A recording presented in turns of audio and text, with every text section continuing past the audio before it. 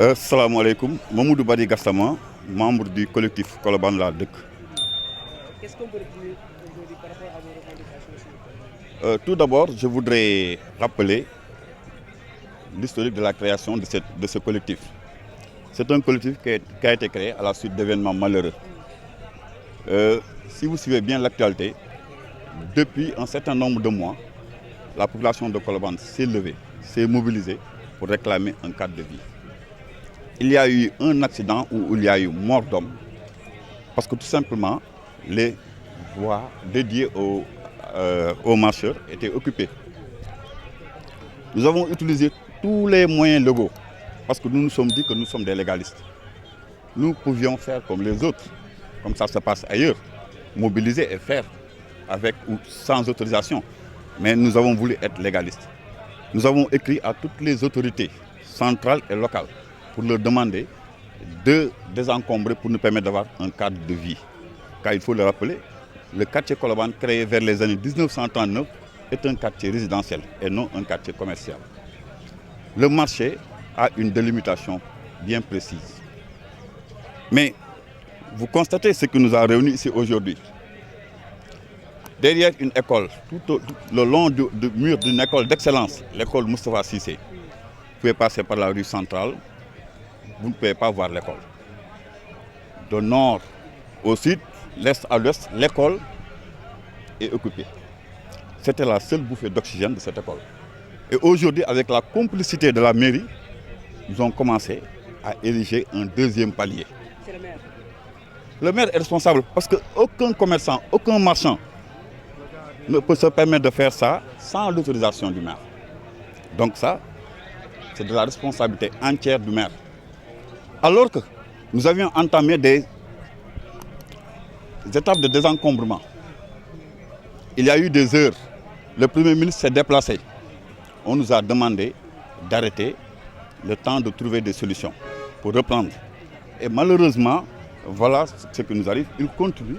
à encombrer. Toutes les voiries qui ont été désencombrées ont été occupées encore. Et on dit que toujours, soyez légalistes. Il est arrivé à un temps où on ne peut plus retenir la population. Et nous allons vers des confrontations, vers des affrontements. Et ce sera désolant. Et il y aura la responsabilité des autorités centrales, mais aussi il y aura la responsabilité du maire. Est-ce que vous avez contacté le maire pour avoir le suivi? Mais pour dire qu'une commission ad hoc a été créée, pendant un mois et demi, les gens ont tenu des réunions avec des commerçants, les riverains et la mairie pour régler ce problème. C'est à la suite de ces réunions que les commerçants eux-mêmes, parce qu'il y a une grande partie des commerçants qui sont contre ces occupations anarchiques, ce sont les commerçants qui ont choisi les premières dates de désencombrement. Nous avons commencé les désencombrements, il n'y a eu aucun problème. Mais malheureusement, les autorités nous demandent d'arrêter parce qu'il y avait un mouvement d'humeur de quelques tabliers qui, sans aucun droit, se permettent de dire qu'ils vont occuper les voiries, qu'ils vont occuper l'école. Nous avons évité les confrontations, nous avons demandé à nos jeunes de se calmer et d'attendre que les autorités donnent une suite à ce combat. Mais les jeunes ont eu raison sur nous aujourd'hui. Parce qu'ils ne cessent de nous dire que, grand, tant que vous êtes là à faire de la diplomatie, ils continueront à laisser Koloban à la merci de ces commerçants. Et vraiment, malheureusement, c'est ce qui se passe. Regardez, vous pouvez constater par vous-même, il y a une école d'excellence qui fait les meilleurs résultats au niveau de l'Académie de Dakar. Et ils se permettent encore d'ériger un deuxième palier. Et il paraît que même au niveau du marché, où il y a un état dégradé, ils se permettent de mettre un deuxième palier sous le prétexte que ce sont du matériel léger. Mais c'est faux. Si vous construisez avec du matériel léger et que vous mettez là-bas des marchandises qui pèsent des tonnes, mais il faut que les autorités arrêtent. Il faut qu'ils respectent la population de Koloban. Ce que nous leur demandons, c'est notre droit le plus absolu. Nous demandons un cadre de vie. Le marché se limite là où il doit être, le quartier résidentiel, mais on ne peut pas vivre à Koloban. Difficile d'accéder à l'hôpital, difficile aux populations riveraines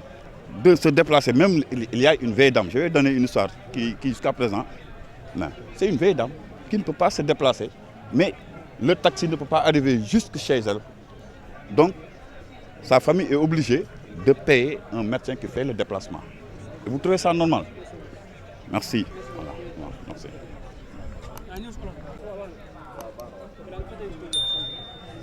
Abdou Gueye coordonnateur collectif Colobane laa dëkk.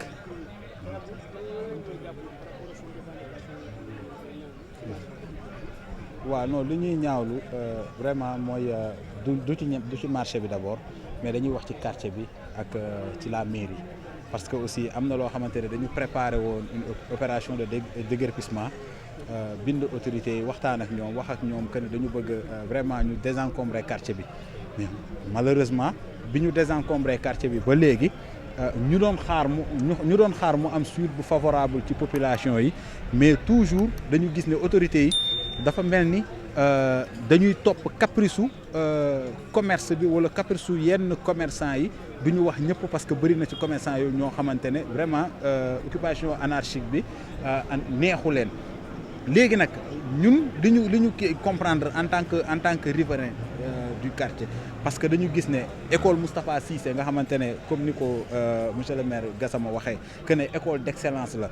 boo rombee doo mën a xam ne sax lii école la ñu dem ci premier ministre bi désencombrement bi amee mu recevoir ñu primature bi ñu ñëwee lim ñu wax mooy mënul concevoir école ak hôpital mu am lieu de commerce ba dañ ko war a désencombrer lu mu gaaw mu gestu jox instruction ministre de l'intérieur que ne nañu désencombrer rue yooyu ñu xëyaat ñuy teg extension ci fi mu wax ne dañ ko désencombrer kon c'est parce que autorités yi dafa mel ne dañuy wax Colobane noppi leen mais au finish ñoom ñi ngi def leneen li nga xamante ne ñoom loolu la ñu bëgg a def ñun nag Colobane li ñu wax mooy du ñu teggi suñu tànk du ñu daw parce que ki ñu waroon waxal nañoo ak ñoom les autorités étatiques wax nañoo ak ñoom les autorités territoriales wax nañoo ak ñoom les autorités communales wax nañoo ak ñoom xam nga bu fekkoon jaaruñu foofu noonu yëpp amul fenn foo xamante ne jaaruñu fa wax ak ñoom ba lu ñu kii mais bu ñu gisee ne chaque jour affaire bi dafay gën a yokk ñun nag Colobane dañu ne loolu jeex na parce que mënuñu toog war a am cadre de vie bu normal comme ni ko autorités yi amee kenn ci ñoom nanguwul sa doom dëkk ci marché kenn ci ñoom nanguwul sa doom di fréquenter marché ñu jël Colobane laissé ñu en rade bàyyi ñoo commerçant marchand tablier yi ñu envahir quartier bi maire bi fi nekk ñuy demander nag Colobane ñu ngi demander solennellement que Abdou Aziz Paye na autorité étatique yi jël seen responsabilité ñu jëlee ko fi ñu ngi demander à ce que délégation spéciale ñu jëlee fi Abdou Aziz Paye parce que amul njëriñ pour suñu commune depuis deux ou trois ans Abdou Aziz Paye mi ngi nekk ci commune bi dem leen ba ci ñoom posé nañ leen question boobu ñun waa Colobane ñu posé leen ne leen depuis seen règne ba 3 ans yii nii lan ngeen def à Colobane ñoom si seen jëmm bopp mënuñu ko expliquer il a fallu que ñun ñu booster leen état central génnee seen communiqué pour que ñu désencombrer ñoom ñuy door a mën a taxaw pour désencombrer le 6 bii passé ñu jël voie publique bi ñun ñu Colobane ñu amoon initiative pour ne kat c'est la journée président de la république la moom moo woote reboisement ñu war a woote reboisement suñu autorité territoriales yi nañu bàyyi leen lan moo tax parce que ay caprice les tabliers ñun Colobane ñu ne bàyyi nañ parce que journée président de la république ñun ñu amoon 300 pieds d'arbre yoo xamante ne waroon nañ ko mën a implanter mujj ñu ko planter lan moo tax loolu parce que autorités yi ñoom ñu ne bàyyi leen ñu toog seetaan autorité centrale muy parce que kan moo ñu wax kii defe naa le préfet moom moo woote personnellement que ne opération boobu noonu ngeen di arrêté ngeen di def mun ngeen ko bàyyi ak le sous-préfet waa mairie bi ñoom ñu déplacé wu wax ñu ne ñun waa Colobane que ne opération de reboisement bi ngeen préparé woon nañ ko surseoir parce que autorités yi nee nañ ko surseoir ñun Colobane ñu am 300 pieds d'arbre boo xamante ne ñoom xam nañ fan lañ ko jëlee ñun ñu dem lijjante ba am 300 pieds d'arbre pour accompagner l'État ci liggéey boobu ñu ne ñu surseoir leen loolu tey 300 pieds d'arbre mi ngi noonu yàqu na ndax ay caprice marchand tablier am na loo xamante ne ñun duñ ko nangu état yi nañ jël seen responsabilité parce que lépp lu xew à Colobane ñoom nañu xam ne ñoom ñooy premier responsable fi ñu waroon jaar nañ fa ñu waroon wax nañoo ak ñoom tey nag mënuñu ñu dëkk si chaque jour di ñu wax naan noonu noppi leen lépp lu ñu bëgg def état bi nañu noppi leen léegi ñu toog di kii ne parce que lan ay légaliste lañ ñoom ñu bëgg sukkandiku ci ne jeune wa Colobane comme ay légaliste la ñoom ñoo ko woote léegi luñ leen teg nañ leen ko tegoo dootuñu ko nangu dañuy wax ne extension bii nii ñu teg ci école Moustapha Cissé ak buntu école Moustapha Cissé exigence la pour que ñu ne wax premier ministre moom mi nga xamante ne moo ñu waxoon nañu na ànd ak tolérance ñun li ñu koy wax mooy mënul ànd ak tolérance ci loo xamante ne décret 76 018 du 6 janvier 1976 réglementant la vente sur la voie et dans les lieux publics si article 4 bi dafa wax ne képp ku bëgg nekk marchand tablier da ngay dem uti carte professionnelle te ministre du commerce moom moo la ko war a jox jaarale ko ci gouverneur foofu tudd article beeg décret bi tuddul préfet tuddul sous préfet mais lan moo tax autorité bi nañu léegi yéen waa Colobane ànd leen ak tolérance ba pare dëgg la bëgg nañu ànd ak tolérance nañu ñoom nañu kii abrogé boobu décret. par rapport ak seen mot de non du question de en cas de suñu état li ñuy wax ñun nekkuñu fi pour di xeex ak état wala di xuloo ak état dafa am loo xamante ne c'est notre droit le plus absolu dañuy dem pour jëli ko parce que moom président de la république mi ngi dugal ay njabootam foo xamante ne fan la dëkkoon du Mermoz si premier ministre fan la dëkk du Sénégal góor gi. comprendre nga kon ñoom noonu cadre boobu noonu baax na ñoom seen cadre baax na léegi pourquoi ñun suñu commune Gueule Tapée Fass Colobane ñun ñu bëgg ñu désencombrer ñu kii toujours autorité administrative ak autorité étatique yi naan ñoon bàyyi leen toog leen seetaan kii ba pare suñu cadre di gën a yàqu usage d'habitation yi am à Colobane ñu koy transformer en commercial nga koy signaler autorités yi tudd am benn suite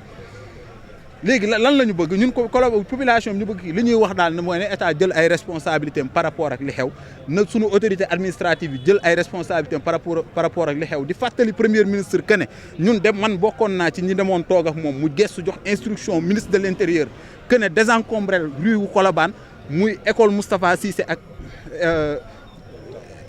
hôpital Alfala boobu ba léegi amul ñu ngi toog di ko xaar